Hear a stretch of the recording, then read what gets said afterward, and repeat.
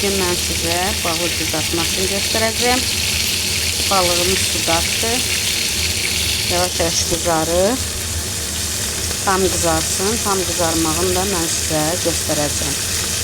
Hələ ki, yavaş-yavaş qızarır. Çox qəşəng balıqdır, çox dadlıdır. Yəni buna duz istiyotu vurulur. Azda da un əlavə eləmişəm ki, yapışmasın. Nifaq qoymuram yapışmağa. Yəni düzü miqdarda un da vurmuşam ki, yapışmasın. Yəni çox gözəl, çox dadlı olur. İnşallah sizə birazdan pişməyini göstərəcəm. Dostlar, balığımız hazırdır. Qəşəng qızardı. Necə lazımdır, üstündə də nar əlavə elədi. Yəni balığın üstünə nar əlavə eləyəndə çox gözəl olur. Narı da özüm tutmuşam. Çox qəşəng, xoşdur, çox gözəldir.